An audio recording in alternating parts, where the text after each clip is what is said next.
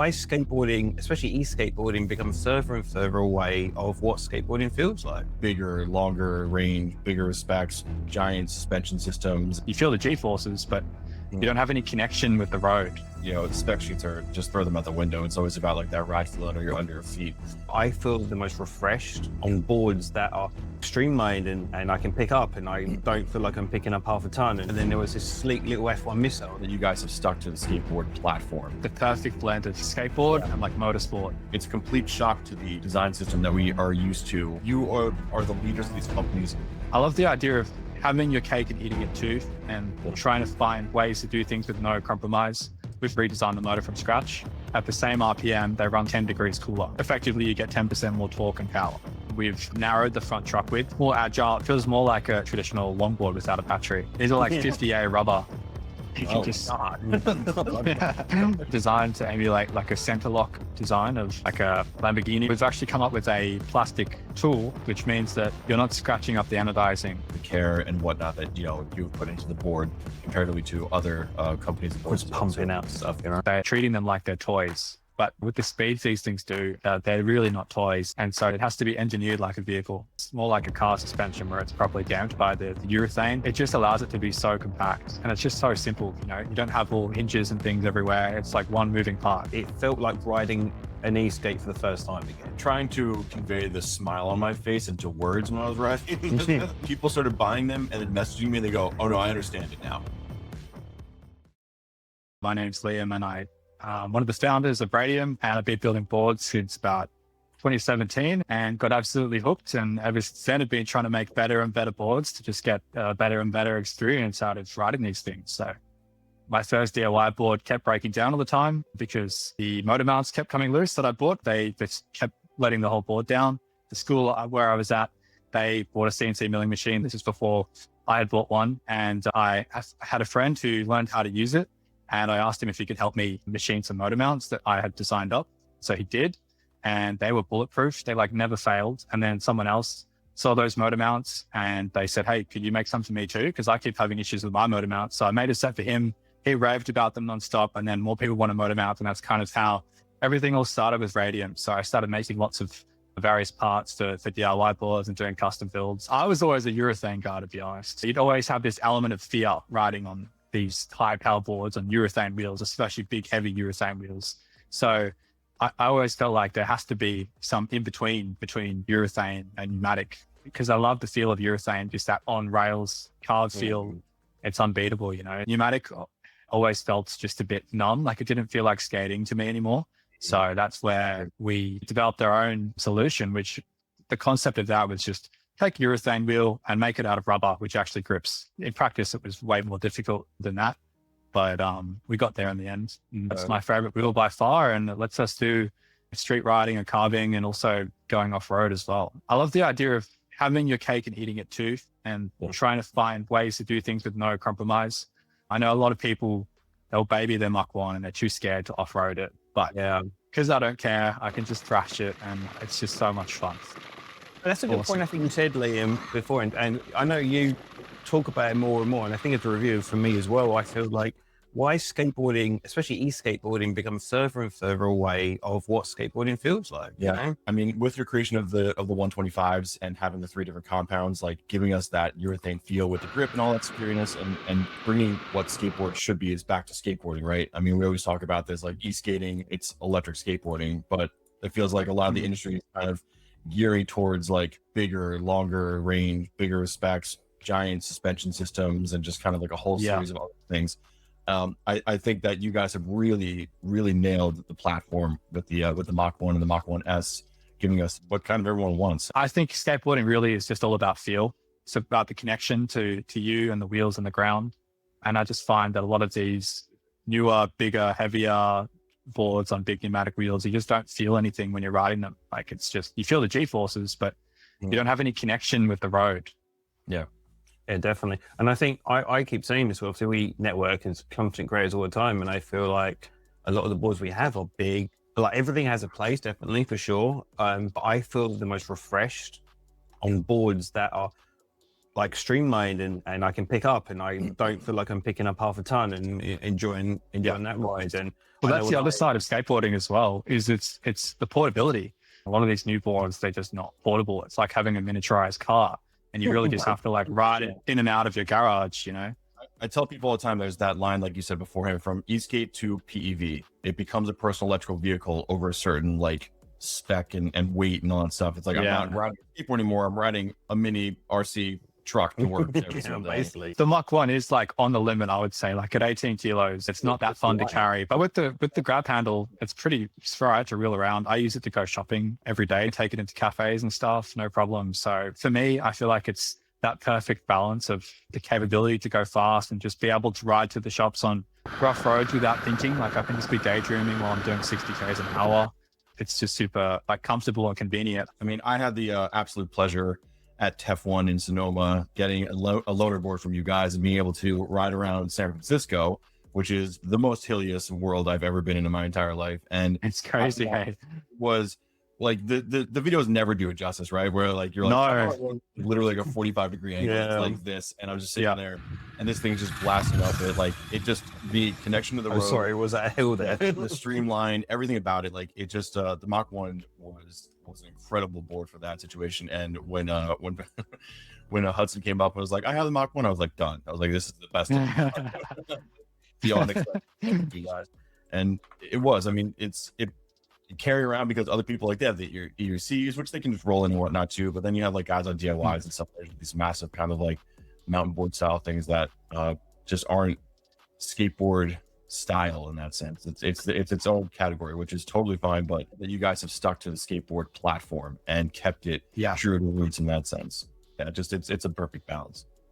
Obviously, we're here today to discuss obviously the Mach One S and highlight that. So I suppose my question is, what have we learned from the Mach One aspect to kind of evolve and then look into the Mach One S era of for Radium, really? One of the things, for example, is probably the deck. When we came up with the idea of the Mach One platform, which is a really cool concept where you can take the deck off with just 8 screws and the whole board's like a floating chassis that you can ride without the deck even. So the deck's like just a cover, okay? Yeah. Which means that we can make the deck like doesn't have to be structurally strong because it's not carrying all load, which means it can be lighter. And it means it's easier to like modify the deck. So you can easily take it off to make changes, but also you can potentially have spare decks. You can have a setup with bindings or something. Like you can have decks that you can switch out between. And that was kind of always the idea behind it, is this modularity. But the cost of that carbon fiber deck was quite extreme. And so that idea was never fully realized, I would say, with the Mach One. Whereas with this new board, we've gone to a bamboo core fiberglass reinforced deck, which is a lot more affordable. And then the other thing as well is that the graphics on the original Mach One deck, we had a matching graphic on the enclosure as well, which was red.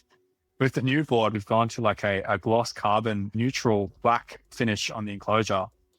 And that means that you can actually change out the deck and have different deck colors, and it's never going to clash. So you could buy a red deck, and then later you could buy a green deck and switch it out and have a different experience. I mean, green's my favorite. Like,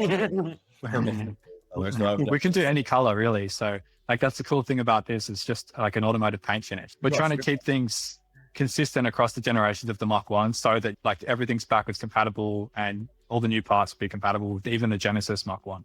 Such a fan of the red. I mean, you guys chose such a beautiful color combination, and black and red is absolutely incredible. But that jet black that he pulled up beforehand, I was like, yeah, it looks really clean. I was like, that's me, SkateCon. There was definitely aura and change about having the Mach One Z, because it was mountain board, and then there was this sleek little F1 missile. And it was literally the most hyped like situation possible, and everyone was just drooling over it, because it's a complete shock to the design system that we are used to when it comes to anything e-skate related. Yeah, I want to hear about the new motors. We've found a new factory, higher quality factory, and redesigned the motor from scratch. At the same RPM, they run 10 degrees cooler, which is a huge drop.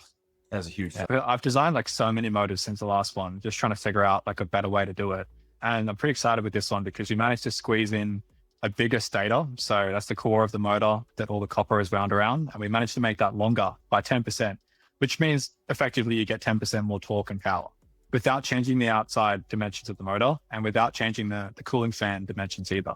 That's beautiful, dude. Look at that. And the angle of the outside there, it looks like it almost is like it draws in air or cuts through as you're riding through it. Like a little turbine. Yeah, you turbine it literally just like Yes. because Yeah. I saw it on the website and I was like, oh, is that like really like CNC'd in there? Look at that. That's beautiful. We do have a new pulley mounting system on the actual motor shaft itself. So instead of having a groove at the front of the motor, we have a groove at the end, and basically the pulley and some spacers hold it all together. And that's pretty cool because it's actually quite easy to be able to take this clip off and change the pulley out too. You technically don't even need grub screws anymore with that system. We've got Kegel core system on the wheel side just as standard. So you can still run Kegel core on the original Mach One just by swapping out the pulleys, but that's just the default system for the new Mach One S, just to suit the new wheels. New compounds as well too with the new Kegel setup as well, right? So yeah, hard, medium, and we've got soft now, the new one. These are like 50A rubber, so they're like pretty squishy. Actually, I can probably show you. You can just yeah. Wildly important because I've had so many people reach out and they're like, oh, I should get the red. I'm like, I don't know if you like the red is like really soft, and that's a great demonstration of that right there because that's insane. Yeah. The hards and the softs and the mediums are all good at different things. The hards, you have the most on rails stable feeling at high speed, whereas the soft, they'll walk around more. Like if you hit a bump or something, they'll tend to steer into the bump and move around a lot more. But on the flip side, they carve like crazy because when you lean, the edge kind of rolls in and it steers almost like a motorbike where it just dips in. So the carving is wild. And then the medium is just like a nice balance of the two. That's my favorite wheel for sure. And so the Mach 1 was a 12S system. You now jumped completely upwards to 18S system. So going from a 12.6 to a 18.4.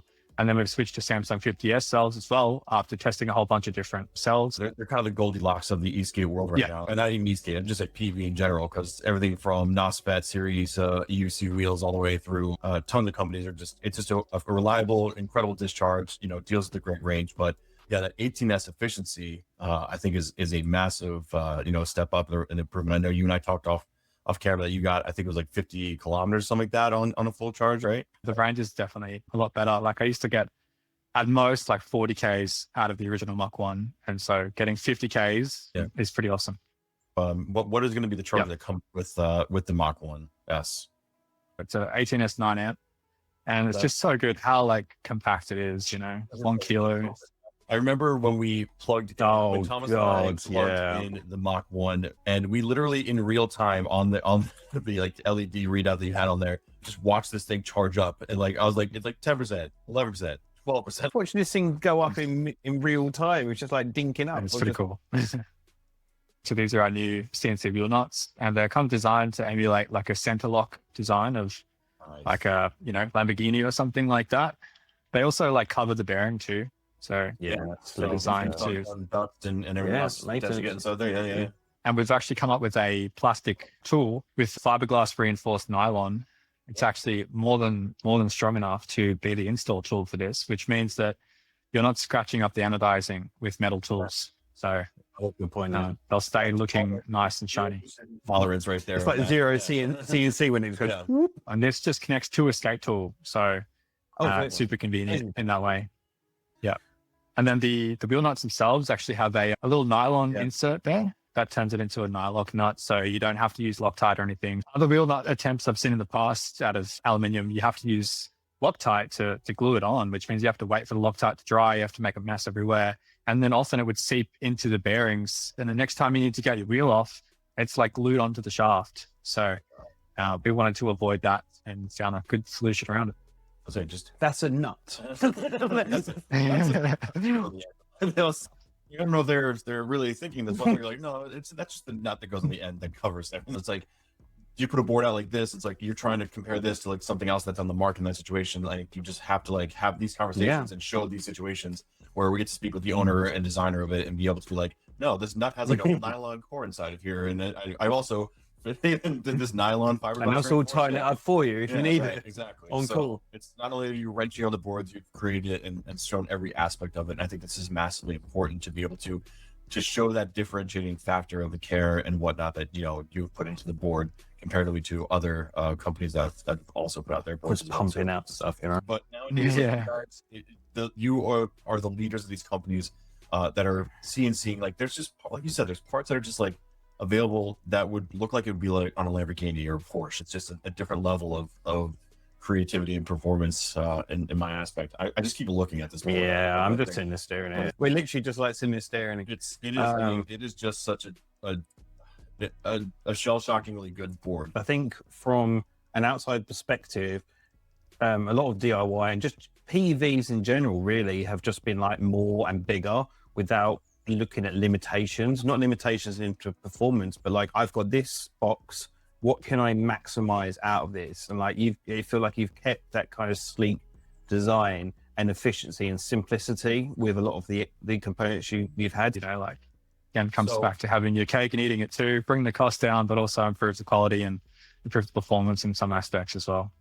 So obviously with the new Mach 1S system, and the R6 trucks are slightly redesigned, right? And on top of that, RTS is no longer in this, but obviously I think the R6 trucks alone speak for themselves as far as a marveling masterpiece. But can you explain a little bit more of what the new design potentially is, or geometry change, anything you've done there? Yeah, so to make up for the lack of the RTS system, we've narrowed the front truck width by 20 millimeters, but it's also adjustable to 40 millimeters narrower than the original. And it makes a huge difference to how the board feels. Like, it's a lot snappier, more agile. It feels more like a, traditional longboard without a battery. So that's what we're always looking for. It's still the same overall suspension system, but we have actually gone and upgraded some of the pivot bushings and things to a new polymer, which does absorb vibration even better.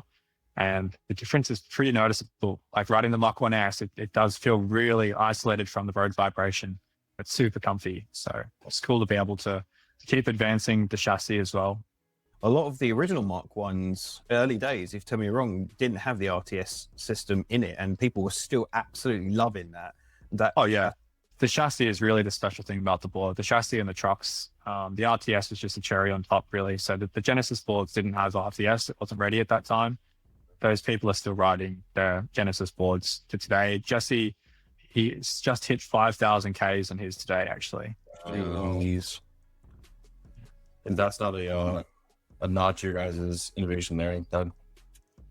It's crazy. I think a lot of electric skateboard companies, they're building these things and treating them like they're toys. But with the speeds these things do, they're really not toys. They're like a serious thing. It's a vehicle, and it replaces my car a lot of the time, I would say. And so it has to be engineered like a vehicle. So we're always looking at how we can make it closer to how the experience of using a car, where you're not worried about something falling off all the time on a car. Like, it's going to go and go and go for a long time. You can rely on it for commuting and whatnot. There's so many aspects of your board that are so sleek, built into the ergonomics of the board itself.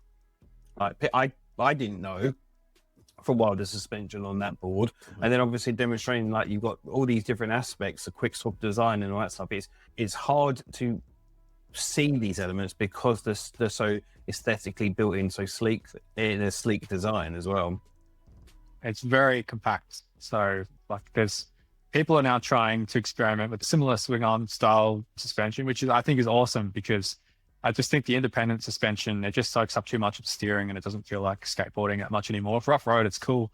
But for street boards, this is bloody awesome, because you get to have that comfort with a rigid, deck. You don't have to rely on a flex deck, which then tends to get torsional flex, which gives you speed bobble as well. And it's also a flex deck as well, like a bamboo deck or something. It's like it's suspension in your car when you remove the shock absorbers and all you've got is springs. It's super bouncy. This feels more like a car suspension where it's properly damped by the urethane. It just allows it to be so compact, and it's just so simple. You don't have all hinges and things everywhere. It's like one moving part basically, which is essential for reliability as well. And you can feel the difference as well too. I mean, obviously just jumping on like a double kingpin or a traditional kingpin, then hopping in your bus, hitting the same cracks and bumps, it just completely feels different. It feels very locked in, very stable. Is it going to be a super lightweight Radium board, a bit like the Parsec version? When you take a longboard basically and put motors on it, that like fundamentally changes it. Like, I've got a push board that I absolutely love. I love it exactly how it is. And I always, when I'm riding, and I often think about putting motors on it. But I just know as soon as I put motors on it, it's going to be a totally different thing. And I'm going to start going faster. And then the trucks that I loved carving at low speed, now they're going to start feeling twitchy. And then I'm going to want to make the trucks more stable. And then I'm going to want maybe more grip from the wheels to put rubber on. Oh no, I need a bigger battery now to have the same range. And so it just starts snowballing out. So I don't know. I find it, some things they should just be left as a longboard acoustic to have that pure experience, and other things you might as well just go all the way up to the point Mach One's at. I could totally agree. I mean, I have a few loaded boards and some Pantheon boards that are in my quiver, and it's just like those, I'll never put anything on those because I love the way that those feel and how lightweight it is and how snappy it is, and being, I 2 or 3 kicks and I'm still gliding as fast as far as I want in that sense. So it's like there's e-skating, there's acoustic or push skating. It's that balance between when does it stop becoming a skateboard again, right? Right. Then exactly like, and you're like, oh, I put motors on, then I put trucks on, then I put a bigger battery. Then you're like, and then I'm driving a car down the road and I just have a throttle now. Yeah. So I feel like the Mach One is like the perfect blend of skateboard and like motorsport. No, it's that perfect balance between longboarding and being able to get the high performance board that you still want to have. Low speed, carve is absolutely insane, and then you're still able to like kick it up in the top gear and get to 40 miles an hour plus. I said it in my review when I was over yours, it felt like riding an e-skate for the first time again. Yeah. It really made me feel like it was like back to square one riding. I was trying to convey the smile on my face into words when I was riding the Mach One.